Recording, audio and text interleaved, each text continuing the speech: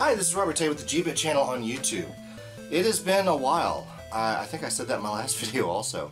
I've been busy, of course, but I finally have some time to sit down and do some of these YouTube videos. Now, as the time of this shooting, it's October the 3rd of 2018. About 3 days after Retropalooza, depends on how much what you actually count. And after resting for about 2 days, it occurred to me, hey, you know what? I should probably try to get back into this.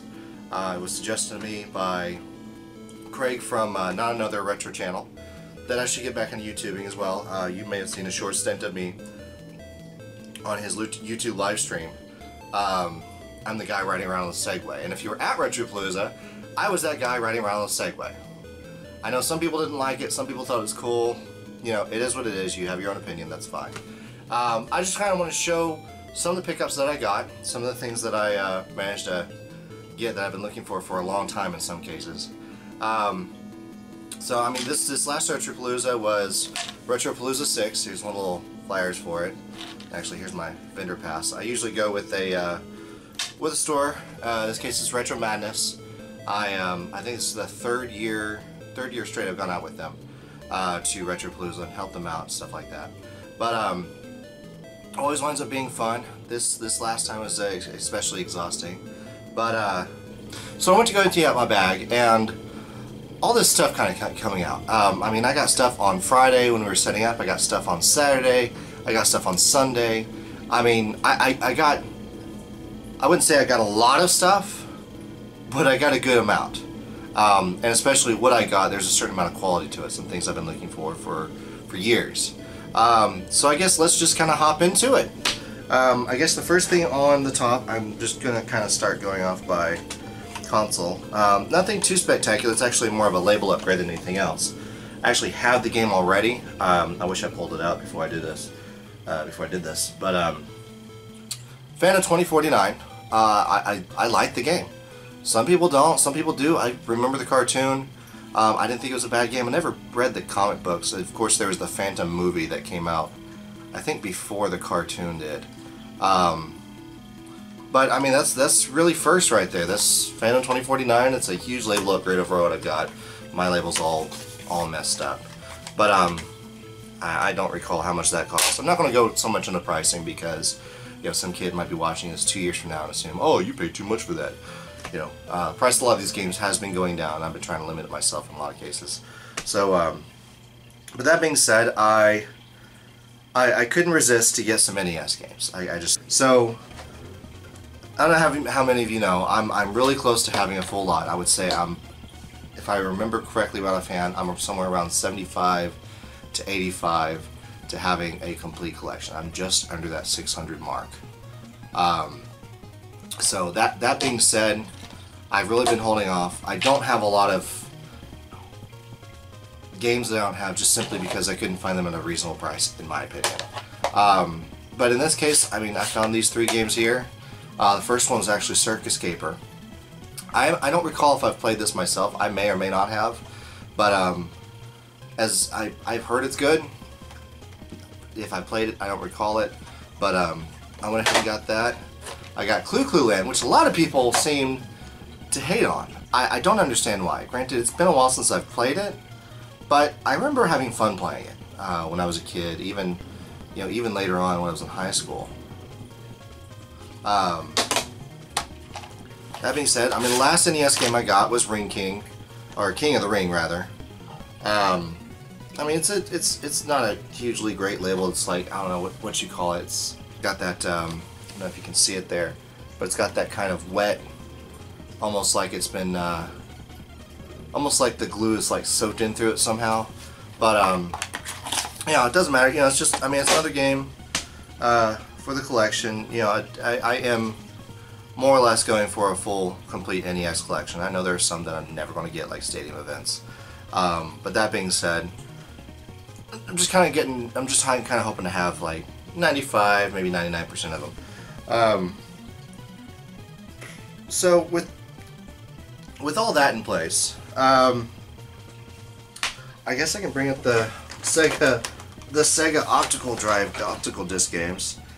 So I've accrued quite a few of them here, and I'm not sure exactly why, but I mean, go to a convention, you often see games that you might not normally see.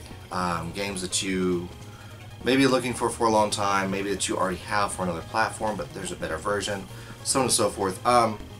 Clockwork Knight 2, I have no idea about it. I'm hoping to do some sort of review on this guy here soon.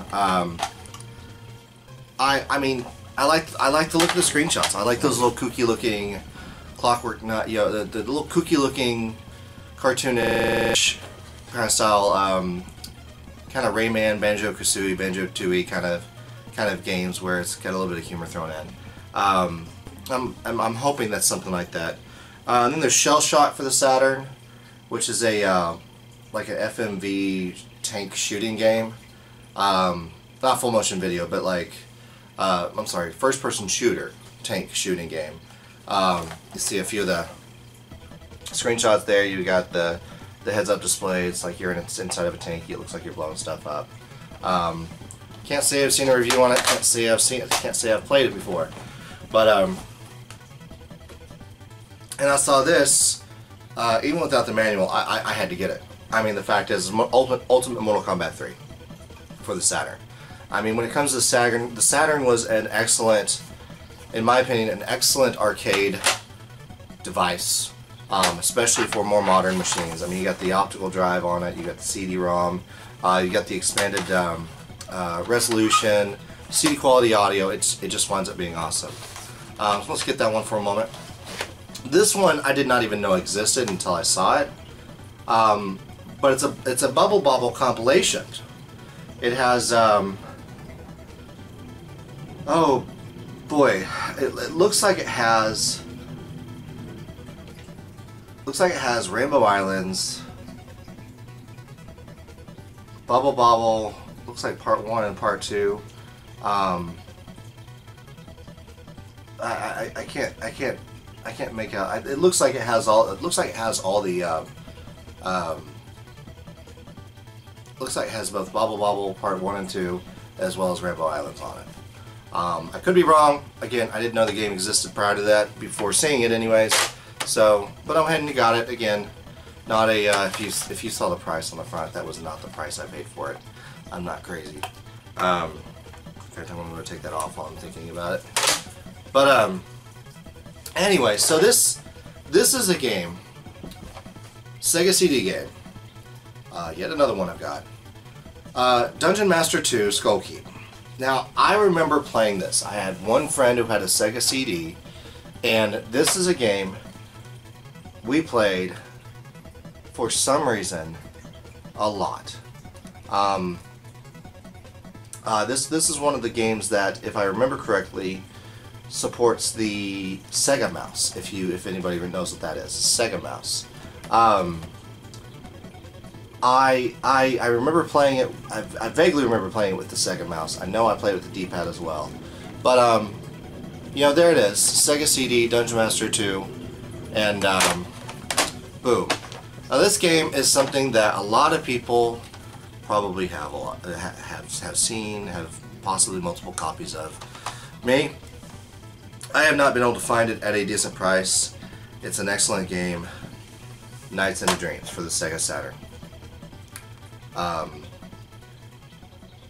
This is another one I remember playing at my friend's house. I never owned a Saturn until more recently, but this is an excellent game. I remember loving this game. I remember playing this game constantly. Every chance I got, I'd go to a friend's house and play it. The biggest problem was, number one, the 3D controllers. For a little while, I couldn't even find a 3D controller. And basically, back to back, I wound up finding two for really, really cheap. That being said, I couldn't find Nights into Dreams for less than 50, 60 bucks at some point. And let me just put it this way: I paid well below that price for this guy. If I remember, and this is the only one I'm going to say, I think I paid $5 for him. I bundled it with one of these other games. I don't remember which one, but I basically paid $5 for the game. So yeah, so I mean, I'm going to scoot these guys aside here, put the Sega Genesis game on top. Yeah, I'm gonna keep up with the Sega. I'm gonna finish up the Sega stuff. So, I did get one Master System game, Alex Kidd in High Tech World.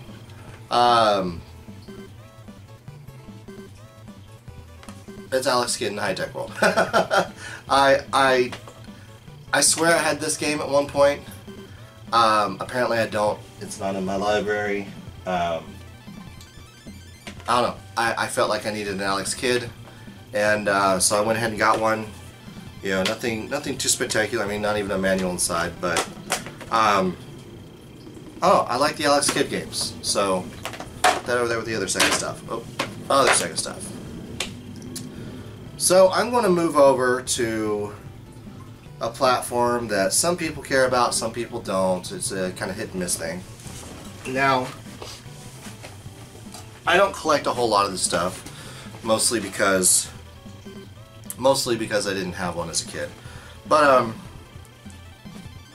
I do have a console. It's in television games. I actually have it in television too. If you look in the bottom left-hand corner, you might be able to see it actually. B-17 Bomber, which for all intents and purposes I probably should have had signed by a certain angry video nerd guy. Pitfall, Stampede, and Night Stalker. So, four television games that were in the box, and you know, when it comes to television games, there's enough of them lying around that I prefer to get the box ones. I mean, you don't just get the box. It's not even just about the box. It's about, you know, the overlays, for instance, which, oh, there they are. The overlays, which you put inside the controller, and it makes it look more. This Pitfall is like, that's weird. I didn't even see this. So I want to show this to you. I don't even think this Pitfall's been played before. I mean the box. I mean look, I'm pushing down on the cardboard and I just unpopped that. If I push down here, I want to pop. I just unpopped that. That's weird. I can't say manual right there too. I don't know that this has ever been played, but it will be soon. Probably gonna do a Pitfall comparison video in the near future, as I have a lot of pitfalls. No pun intended. Let's see if we can figure this out here. Alright, get them back in there. So yeah, television. I heard Night Stalker's pretty good. Again, it's not a game I've played, but you know, it's there. Alrighty, so continuing on, I got a couple other games. I actually did miss a NES game earlier. Skulls and Crossbones, 10-gen game. Technically unlicensed, but an unauthorized Nintendo game, as many people call it. Put you over there. And I got a Game Boy test cartridge. Now this is not... I highly doubt that this is a legitimate test cartridge. I actually got this from a gentleman who was making repro cartridges or combo carts, or taking homebrews and putting on a cart. So I would imagine I've not bothered to even open this up yet. I would imagine this is more the same. He just basically burned a chip, put it inside of a case, made a label. I mean, it's a nice label, don't get me wrong. Oh yeah, see, it says retrocircuits.com right there, so he definitely made this. But yeah, so, I mean, I got it just for more or less S&Gs, and pop it in a Game Boy and run a test on it. I'll show what that thing looks like later. Now, whenever I go to a con, especially Retropalooza, I know there are always going to be things that I wouldn't be able to normally find other places, right? Some vendors go there to make a lot of money. They upprice their stuff. However, there are a lot of vendors out there that are there to make money. You know, they're out of town, they're there for the weekend, they don't want to take a lot of the stuff home. So they bring some, you know, some unusual items, sometimes just to use, just to utilize on their booth. They don't think anybody's going to come along and want it, so they just kind of use it as you know, as it's intended for all intents and purposes. My next item, which if you again you look over my shoulder here, you can actually see I have Nintendo branded shelves. More importantly, I now have another one of those. So I it's upside down. So I now have another Super Nintendo plastic shelf.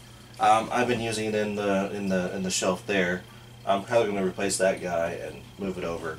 And but it has little peg holes to where you can hang it on the wall if you really wanted to. I may do that eventually, but not at the moment. It does need to be kind of cleaned up a little bit. It's a little bit dusty. But a vendor a couple tables down actually was using it to hold their games that they were selling. And lucky enough, I walked over. It's like I actually noticed it the night we were setting up. And first thing the next morning, first thing Saturday morning, is like, hey, how much do you want for that shelf? And they give me the price, and I'm like, yeah, I'll take it. Well, it's like, well, we're still using it. And I'm like, okay, well, tell you what, here's the money.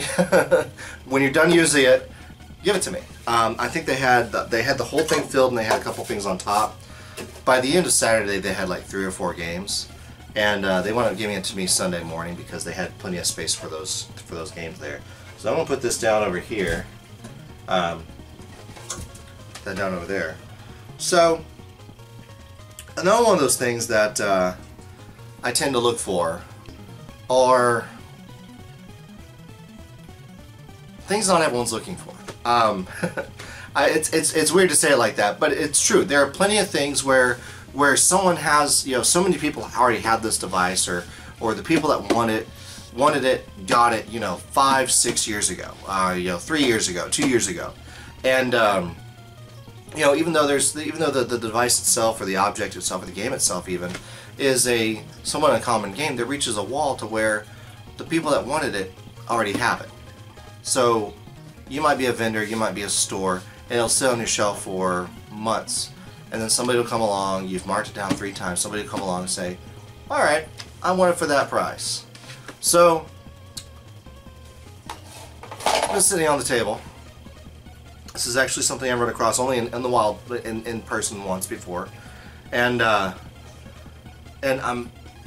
fairly certain it's legitimate.